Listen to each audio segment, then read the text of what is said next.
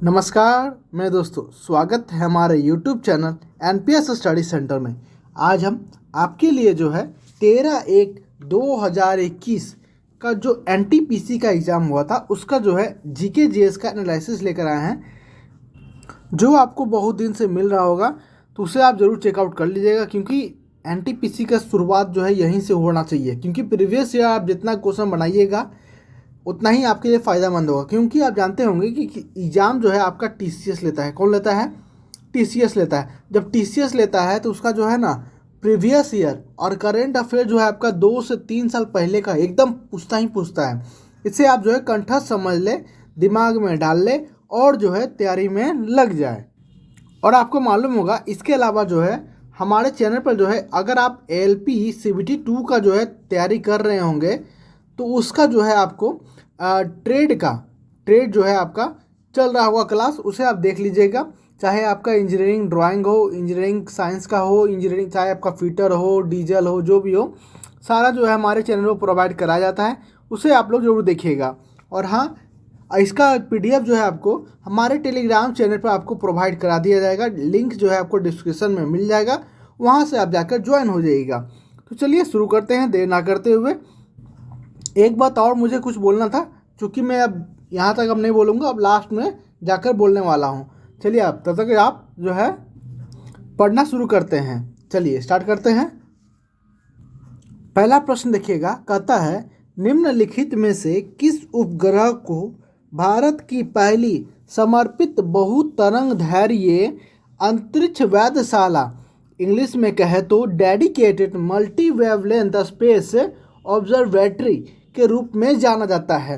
तो इन चारों में से इसका आंसर क्या होगा आपको जानना है। तब देखिए इसका आंसर क्या होगा, एस्ट्रोसेट होगा। क्या कहता है कि कौन सा जो उपग्रह होते हैं भारत की जो है वो पहली बहुतरंगधैर्य अंतरिक्ष वेधशाला के रूप में जानी जा रही है, तो वह कौन है? एस्ट्रोसैट है। कौन सा है? एस्ट्रोसैट है। चलिए आगे देखते हैं। अगले क्वेश्चन के देखें तो कहता है 2020 तक प्राप्त जानकारी के अनुसार जो है भारत में कितने नाभिकीय रिएक्टर जो है परिचालन में है, मतलब कि अभी तक जो है जारी है। तो टोटल अभी कितने हैं? 22 है। अगर बात की जाए 2024 तक, तो 2024 तक भी जो है आपका कितने भी है? 22 ही है। कितने हैं? 22 है। चलिए आगे देखते हैं। अगले प्रश्न की ओर देखें तो कहता है हुमायूं नामा के माध्यम से मुगल कालीन दुनिया की झलक देखने को मिलती है। तो यह पुस्तक किसने लिखी है? तो यह पुस्तक जो है आपके गुलबदन बेगम ने लिखी है। किसने लिखी है? गुलबदन बेगम ने लिखी है। ये कौन है? तो ये जो है हुमायूं की बहन है। कौन है? हुमायूं की बहन है आपकी। इससे पहले आप जानते होंगे कि बाबर नामा एक बुक का नाम था, जिसने जो है बाबर ने खुद लिखा था। लेकिन उसके बाद हुमायूं जो आया, हुमायूं के जो हुमायूं नामा है, हुमायूं नामा का लिखा किसने है? तो गुलबदन बेगम ने लिखा है, जो कि हुमायूं की बहन भी है। चलिए आगे देखते हैं। हाँ, पहले एक बात और ध्यान दीजिएगा कि हुमायूं का जो समय काल था बहुत ही भयंकर था। कहा जाए तो जैसे कि 1530 में बाबर के मरने के बाद जो है हुमायूं ने गद्दी संभाली। लेकिन यह जो है 1540 में क्या हुआ कि शेर शाह सूरी ने जो है हुमायूं को मार कर भाई खदेर कर, बिहार के जो शासक था आपका शेर शाह सूरी, उसने क्या किया, हुमायूं को खदेरा ऐसा कि उसे इंडिया से ही भगा दिया। इंडिया से भगाने के बाद क्या हुआ कि इसने जो है 15 साल तक कुछ नहीं किया। बीच में जो है शेर शाह सूरी और शेर शाह सूरी का बेटा सब जो है वो राज करने लगा। अब 1555 में क्या हुआ, फिर जो है इसने जो है इस शेर शाह सूरी के बेटे को हराकर जो है वापस गद्दी में आ गया था। और वहीं 1556 में क्या हुआ, इसने जो है फिर से जो है इसकी मृत्यु भी हो गई थी 1556 में। कब? 1556 में हो गई थी। चलिए आगे देखते हैं। अगले प्रश्न की ओर देखिए तो कहता है आपसे कि यूएसएसआर मतलब कि सोवियत गणराज्य में बताइए कि उस देश का पहला नाम बताइए जिसने जो अपनी स्वतंत्रता की घोषणा की थी। बात करें हम 1990 की। इस समय क्या हुआ था कि जो है ना ये आग बहुत तेज़ी से बढ़ रही थी आपको यूएसएसआर को टुकड़े करने के लिए। तो क्या हुआ कि 1991 में 26 दिसंबर 1991 में क्या हुआ कि जो है आपका इसमें जो है टोटल 15 देश जो है टूटकर अलग हो गए थे। कितने देश टूट के अलग हो गए थे? 15 देश जो है इसमें टूट के अलग हो गए। और इनमें से सबसे पहले जो है आपका ये लिथुआनिया जो है ना अलग होने की मांग की था। देखिए यूएसएसआर से आपका यूक्रेन भी अलग हुआ था, जो आपका जो है जॉर्जिया मोल्दोवा भी, और साथ ही साथ आपका तजाकिस्तान, तुर्कमेनिस्तान, आपका ये सारे जितना भी देश है आपके जो भारत के बगल में देखिएगा आप मिल जाएगा आपको, चाइना के आप पश्चिम में देखिएगा वो भी मिल जाएगा। तो इतने सारे देश जो है 15 देश, बेलारूस हो गया, यूक्रेन हो गया जिससे अभी युद्ध हो रहा है रूस और यूक्रेन का, ये सारे देश जो है टूट गए थे। कब? तो 26 दिसंबर 1991 में। कब? 26 दिसंबर 1991 में जो है ये सारे लोग जो है 15 देश मिलकर अलग हो गए थे, अलग अलग देश बन गए थे। चलिए आगे देखते हैं। नेक्स्ट प्रश्न के बाद देखिएगा तो कहता है कंप्यूटर में डाटा को प्रोसेस करने के लिए इनमें से किस भाषा का उपयोग किया जाता है? देखिएगा अगर हम कंप्यूटर चलाते हैं तो अगर हम आप टेक्स्ट मैसेज कीजिएगा किसी को, मान लीजिए आपने लिखा हाय, हाय लिखा, तो ये डायरेक्ट मैसेज जो दूसरों को जो मिलता है रिसीवर वाला को, उससे भी क्या दिखता है? तो हाय दिखता है। बट कंप्यूटर इसको ना डायरेक्ट ये सब नहीं लेता है, HY सब दिखता नहीं है, ना ही उसे हिंदी में लिखेगा तब उसको पता चलता है, और ना ही आपको तेलुगु, तमिल, रसियन, आपका कोरियन, जापानीज, कोई भाषा नहीं। तो कंप्यूटर किस भाषा का यूज करता है? तो कंप्यूटर जो है आपको सिर्फ दो, आपका एक 0 और 1, मान लीजिए आपने हाई लिखा, इसका एक कोड बनाएगा कंप्यूटर 0 और 1 के दिशा में। मान लीजिए आपका 0 1 ऐसे करके हो, 00 1 1 0 ऐसा बनाता है। इसके बाद ये बनाने के बाद क्या होता है, मान लीजिए आपने हाई लिखा, बना इसने 0 1, वापस जो रिसीवर को मिलता है तो ये जो है इसी को फिर कन्वर्ट कर देता है, इसको कन्वर्ट, इसके बाद फिर ये कन्वर्ट हो जाता है इस वाले में। तो ये क्या लिखाता है? फिर हाई लिखा जाता है। मतलब कि इसको हम क्या कहते हैं? 0 1 को जिसको हम कहते हैं बाइनरी नंबर। क्या कहते हैं? बाइनरी नंबर कहते हैं। और ये जो कोबोल है ये भाषा होती है, सिर्फ बेसिक भाषा होती है। विंडोज तो अपना सॉफ्टवेयर होता है। चलिए आगे देखते हैं। आगे देखा जाए तो आपका इकोनॉमिक्स से प्रश्न है, इसमें कहता है कि स्टैनफोर्ड द्वारा जो है 2019 में किए गए एक अध्ययन के अनुसार ग्लोबल वार्मिंग की वजह से 1961 से लेकर 2010 के बीच जो है भारतीय अर्थव्यवस्था की कितनी प्रतिशत संकुचित हुई है, मतलब घटी है। क्या पूछा है? घटी है। आपका किसके कारण? तो ग्लोबल वार्मिंग के कारण। कब से कब तक? तो 1961 से लेकर 2010 के बीच में। तो टोटल जो है 31% की संकुचित हुई है, मतलब कि घटाव हुई है। चलिए आगे देखते हैं। अगले प्रश्न को देखें तो कहता है कि किस देश ने सन 2019 में जो है भारत के प्रधानमंत्री श्री नरेंद्र मोदी जी को सर्वोच्च नागरिक सम्मान जायद पदक से सम्मानित किया गया है? तो कहाँ पे? तो यूएई में। कहाँ पे? यूएई में जो है ना प्रधानमंत्री मोदी जी को सर्वोच्च नागरिक सम्मान से क्या बोलते हैं, नवाजा गया है। वहीं हम बात करें अभी तक जो है नरेंद्र मोदी जी को विदेश में से जो है ना अभी तक टोटल जो है 20 सर्वोच्च नागरिक सम्मान दिया जा चुका है 20 अलग अलग देशों द्वारा, जिसमें से आपका एक रसिया भी आता है, और भी कई मुस्लिम देश भी आते हैं, और भी अलग अलग देश भी आते हैं। चलिए आगे देखते हैं। नेक्स्ट प्रश्न देखिएगा, कहता है वर्ष 1969 में जो है भारत में कितने बैंकों का राष्ट्रीयकरण किया गया था? तो बात किया जा रहा है 1969 में। तो 1969 में जो है ना ज़्यादातर जो बैंक थे प्राइवेट सेक्टर के थे, लेकिन उनको जो है क्या किया गया, सबको जो है राष्ट्रीयकरण मतलब कि गवर्नमेंट बनाया गया।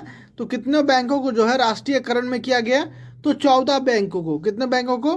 14 बैंकों को क्या किया गया कि उसको राष्ट्रीयकरण किया गया। चलिए आगे देखते हैं। आगे देखिएगा, कहता है आपसे कि यूएनडीपी का फुल फॉर्म क्या होता है? अब उससे पहले आप ये समझिए कि यूएनडीपी होता क्या है। तो ये जो है आपका क्या होता है, तो ये डेवलपमेंट के काम करने के लिए बनाया गया था, जिसे जो है 22 नवंबर 1965 में बनाया गया था। कब? 22 नवंबर 1965 में। और इसका मुख्यालय जो है ये कहाँ है? तो ये आपका जो है न्यूयॉर्क में है। कहाँ पे है? न्यूयॉर्क में जो है इसका मुख्यालय है। अभी इसका फुल फॉर्म के बारे में देखें तो फुल फॉर्म होता है इसका यूनाइटेड नेशन डेवलपमेंट प्रोग्राम। क्या होता है? United Nations Development Programme. अब बात किया जाए अभी इसके अध्यक्ष कौन है, तो इसके अध्यक्ष अभी हैं आपके अचिम स्टेनर। कौन है? Achim Steiner. ये जो है अभी अध्यक्ष है। मैंने क्या क्या बताया इसमें कि इसकी स्थापना 22 नवंबर 1965। आपका इसका कार्यालय कहाँ है? तो न्यूयॉर्क में। और अध्यक्ष कौन है? Achim Steiner. इतना आपको इसके बारे में ध्यान रखना है। चलिए आगे चलते हैं। नेक्स्ट प्रश्न कहता है आपसे, इनमें से कौन सा चिपको आंदोलन का जो है प्राथमिक उद्देश्य है? अब देखा जाए कि चिपको आंदोलन था क्या आपका, पेड़ों की कटाई और वनों को बचाने के लिए जो है, यह जो है 1973 में, कब? 1973 में जो है आपका उत्तराखंड के जो है गढ़वाल जिले में, कहाँ पे? गढ़वाल जिले में जो है ना, पेड़ से जाकर जो है ना महिलाएं चिपक गई। क्या कि पेड़ से जाके, पेड़ था इसमें महिलाएं जो है जाके चिपक गई। क्यों?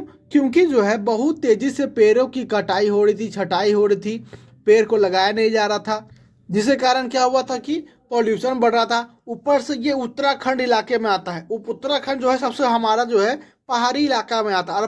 अगर पहाड़ी इलाका में अगर आप जो है पेड़ों को छटाई कर देंगे तो भूस्खलन जो है बहुत तेजी से बार बार आती रहती है। जैसे आपने देखा था 2013 में जो आया था आपका, तो हट गया। 2013 में जो आपका आया था, देखे थे भूस्खलन बहुत तेजी से आया था तो उत्तराखंड में, उसी तरह से ना आए कभी, ऐसा ही करने के लिए जो है 1973 में जो है ना पेड़ों और वनों को बचाने के लिए क्या किया गया था? चिपको आंदोलन का शुरुआत किया गया था। इसमें ना महिलाओं ने ना बहुत तेजी से अपन, मतलब कि बहुत बड़ी संख्या में जो है इसमें जो है आंदोलन में कूदी थी। अगर हम बात करें जाए कि इसका नेतृत्व मेन किसने किया था, नेतृत्व बात करें तो बहुत से लोगों ने ना इसका नेतृत्व किया था, बट सुंदरलाल बहुगुणा ने जो है इसका मेन लीड कहा जाता है। कौन? सुंदरलाल बहुगुणा जो है इसका मेन लीड कहा जाता है चिपको आंदोलन का। याद रखिएगा कहाँ हुआ था, तो उत्तराखंड के गढ़वाल जिले में। मेरा गला थोड़ा सा खराब है, माफ़ कीजिएगा, थोड़ा एडजस्ट कीजिएगा। कब हुआ था? 1973 में उत्तराखंड के गढ़वाल जिले में। और जो है इसका नेतृत्व किए थे किसने? तो सुंदरलाल बहुगुणा ने। चलिए आगे देखते हैं। नेक्स्ट आपका है, किंग जॉर्ज तृतीय ने मद्रास में उच्चतम न्यायालय की स्थापना किस वर्ष में कराई थी? तो इसकी बात अगर किया जाए कि जॉर्ज तृतीय ने मद्रास उच्चतम न्यायालय की स्थापना जो है कब कराई थी, तो 1800 ईस्वी में कराई थी। कब कराई थी? 1800 ईस्वी में कराई थी। आगे देखते हैं। अगला प्रश्न देखिएगा क्या कहता है आपसे कि प्रसिद्ध जालियांवाला बाग जो है इनमें से किस शहर में जो है स्थित है? तो जालियांवाला बाग जो है आपका पंजाब में हुआ था, अमृतसर में। जैसा कि आप लोग को मालूम होगा, इसमें बताने की जरूरत नहीं है कि बहुत ही गंदा और इसमें जो है षड्यंत्र रचकर जो है इसमें बहुत से लोगों की हत्याएं करवाई गई थी। हुआ यूँ था कि नई फसल की कटाई के लिए जो है यहाँ सभी लोग जो है आते थे उत्सव बनाने के लिए। आपका एक जगह था आपका अमृतसर में, एक जगह मतलब बना हुआ था गोल सा ग्राउंड, अब बीच में कुआं था।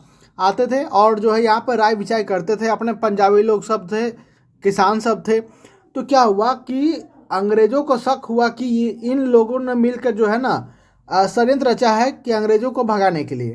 तो इसने क्या किया कि पंजाब का जो गवर्नर जनरल था आपका ओ डायर, याद रखिएगा ओ डायर था आपका। कौन? तो पंजाब का गवर्नर था वहाँ का।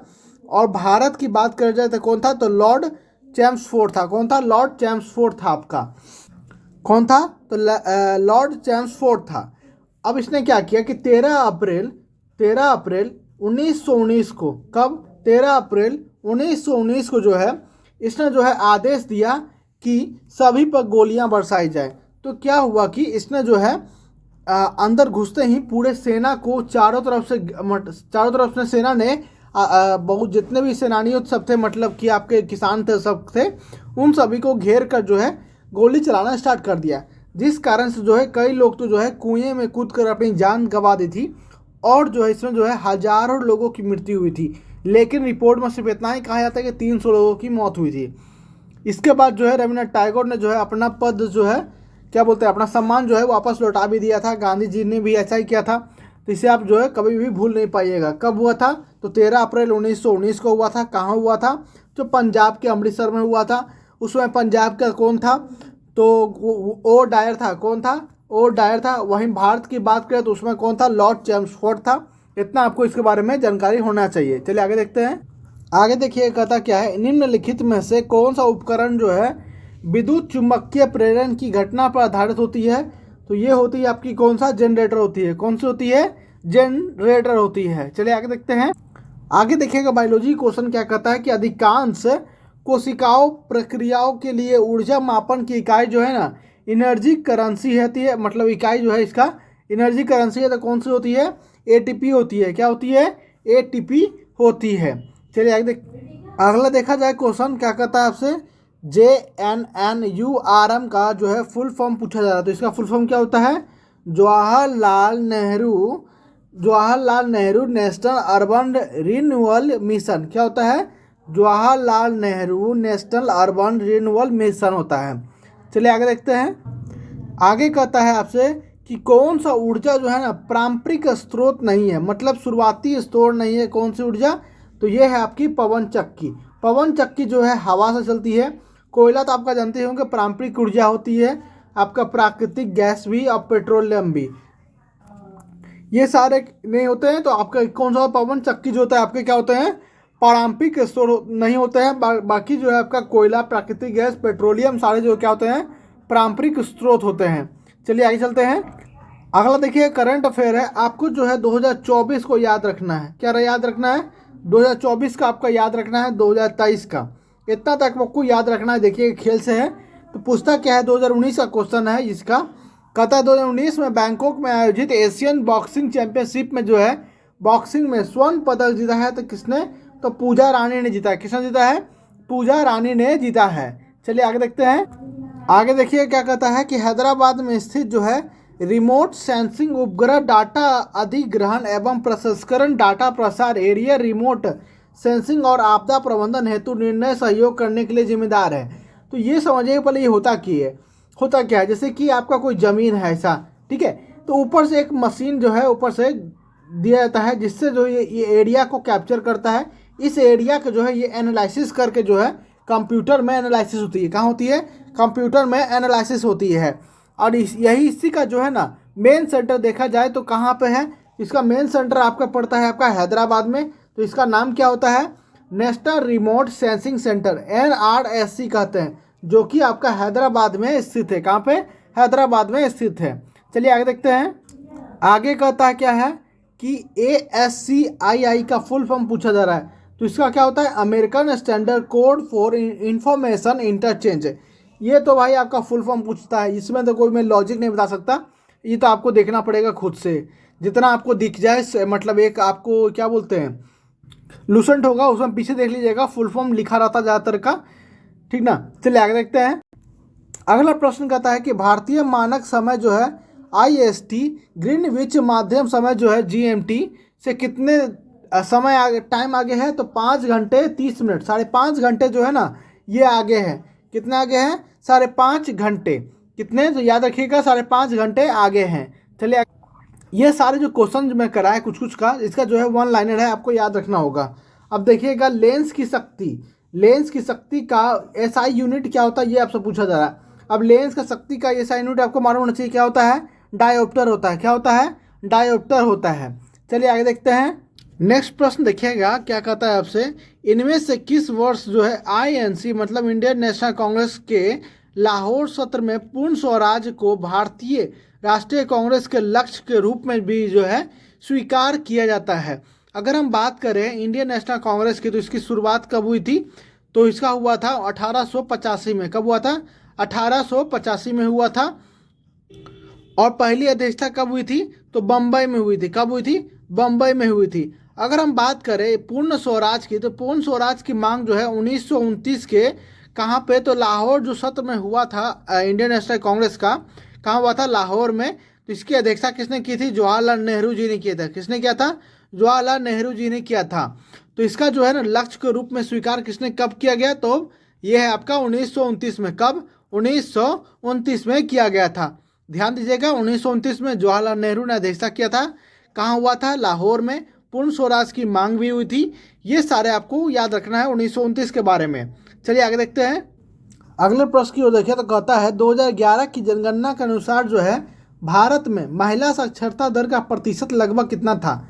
अगर हम इसकी बात करें तो 2011 की जनगणना के अनुसार जो है टोटल जो है हमारा 74.04% था। याद रखिएगा 74.40 नहीं बल्कि 74.04, ये आपको कंफ्यूज करने के लिए दिया जा सकता है। और वहीं बात करें हम मेंस की, तो मेंस का था आपका 82.14%। कितना था? 82.14%। और महिलाओं की बात करें तो 65.46%। कितना? 65.46%। अगर हम इसी को इसमें जोड़ देंगे और 2 से डिवाइड करेंगे तो हमारा क्या निकल जाएगा? ओवरऑल निकल जाएगा। सॉरी, ये नहीं, ये ओवरऑल जो है 74.04 जो है आपको निकल जाएगा। कितना? 74.04% निकल जाएगा साक्षरता दर हमारे भारत का। कब के अनुसार? 2011 के अनुसार। कब का? 2011 के अनुसार। चलिए आगे देखते हैं। आगे प्रश्न देखिए, कहता है आपसे कि भारतीय राजनीतिक प्रणाली के तहत जो है इनमें से किसमें जो है महिलाओं को आरक्षण के लिए जो है व्यवस्था प्रदान की गई है? तो ये किसमें किया गया है महिलाओं के लिए? तो पंचायती राज संस्थान में। किसमें? पंचायती राज संस्थान में। अगर हम बात करें पंचायती का, तो पंचायती को जो है सबसे पहले कब शुरू किया गया था? 1953 में। कब? 1953 में किया गया था। कहाँ पहली बार किया गया था? तो इसको किया गया था नागौर जिला राजस्थान में। कहाँ पे? नागौर जिला राजस्थान में किया गया था। नागौर जिला जो पड़ता है आपका कहाँ पे? राजस्थान के राज्य में। ठीक है। तो ये कौन सा समिति से बनाया गया था? तो ये था आपका बलवंत राय समिति से। कौन सा? बलवंत राय मेहता समिति से जो है इसे, बलवंत राय मेहता समिति से जो है ना, इसे जो है पारित किया गया था। ये जो है 3 स्तरीय था। कितने स्तरीय था? 3 स्तरीय था। कौन कौन सा? तो ये था आपका ग्राम पंचायत, पहला वाला ग्राम पंचायत। उसके बाद था आपका ब्लॉक स्तर का। दूसरा था आपका ब्लॉक स्तर का। कौन सा स्तर का? ब्लॉक स्तर का। तीसरा था आपका जिला परिषद का। किसका? जिला परिषद का। अब थोड़ा इसको मिटाते हैं तो आगे चलते हैं। इसके बाद क्या हुआ कि जो है ना 1977 की बात करें, 1977 की, तो इस समय क्या हुआ कि पार्टी जो है चेंज हो गई थी। कांग्रेस से हटकर जनता पार्टी के पास चली गई थी सरकार, केंद्र सरकार। तो उसने क्या किया कि बलवंत राय मेहता समिति के जो पंचायत समिति था उसे मानने से इनकार करके क्या किया उसने? 2 स्तरीय रख दिए। तो कौन समिति का था? इसका अध्यक्ष था कौन था? तो अशोक मेहता समिति था। कौन था? अशोक मेहता समिति था। इसने जो है 2 स्तरीय रखा था। याद रखिएगा, अशोक में 3 लेटर है तो 2 हो गया, बलवंत में 4 लेटर है इसलिए 3 स्तरीय हो गया। ऐसे याद रखिएगा। तो इसने जो है दो जो है क्या बोलते हैं 2 स्तरीय बनाया था। लेकिन बाद में फिर क्या हुआ? फिर कांग्रेस आई तो उसने क्या किया कि फिर इसे जो है 3 स्तरीय ला दिया, बलवंत राय मेहता समिति वाला ही। तो क्या हुआ कि ऐसे ही बार बार ऐसा ना हो, इसलिए जो है 73वां माफ़ कीजिएगा गला फंसा हुआ है, 73वां संविधान संशोधन हुआ 1993 में। कब? याद रखिएगा, हुआ 92 में था लेकिन लागू किया गया था कब? 1993 में। याद रखिएगा 24 अप्रैल को। कब? 24 अप्रैल को ही। 24 अप्रैल को ही पंचायती जो है ना दिवस भी मनाया जाता है। कब किया गया था? 1993 में 73वां संविधान संशोधन। कब? तो 24 अप्रैल 1993 में। इसे आप जरूर याद रखिएगा। साथ ही साथ जो है इसका अगर हम पार्ट की बात करें, मतलब भाग जिसे कहते हैं, कौन से भाग के अंतर्गत आता है? तो ये 9 के अंतर्गत आता है, भाग 9 के अंतर्गत। और अनुच्छेद की बात करें तो ये जो है 243 के क से लेकर न तक जो है इस समय तक, मतलब इतना जो है ना, ये कौन है? तो आपका पंचायत का आपका अनुच्छेद में आता है। अगर हम बात कर जाए यहाँ पर जो लिखता है आपसे कि आरक्षण की, तो सभी राज्यों में जो है 33% का आरक्षण दिया गया है। मतलब 100 में से जो है आपका 33 जो है ना आपकी महिलाएं होनी चाहिए। लेकिन अगर हम बात करें बिहार में, तो बिहार में जो है आपका 50% का खेला होता है आपका, मतलब कि 50% महिला, 50% जो है पुरुष होते हैं। आगे देखते हैं अगले प्रश्न की ओर। नेक्स्ट प्रश्न आपसे कहता है कि आयोडीन के संश्लेषण के लिए क्या आवश्यक है? तो आयोडीन के लिए संश्लेषण के लिए जो है हमें थायरोक्सिन की आवश्यकता होती है। किसकी? थायरोक्सिन की जो है आवश्यकता होती है। उम्मीद है आपको यह सेशन अच्छा लगा होगा। आज यहीं तक इसे रह देते हैं, विराम करते हैं। कल जो है इसके आगे का प्रोसेस को कंप्लीट कर देंगे, क्योंकि इसके आगे अब है क्वेश्चन ही 50 तक। इसके आगे जो है आगे शुरू करेंगे, आधा हो गया है। और मैं बात करना शुरुआत में कहा था कि मैं आपसे कहना चाहता हूँ कि दिल जैसा आप देखिएगा वीडियो को नीचे बना होगा, इसको क्या कहते हैं? सुपर थैंक्स कहते हैं। क्या कहते हैं? सुपर थैंक्स कहते हैं। इससे जो है आप जो है हमें क्या जो है पेमेंट करके थ्रू जो है आप हमारी मदद कर सकते हैं। ये आपके ऊपर डिपेंड है, कोई ज़बरदस्ती नहीं। तो चलिए आगे मिलते हैं नेक्स्ट वीडियो में। धन्यवाद।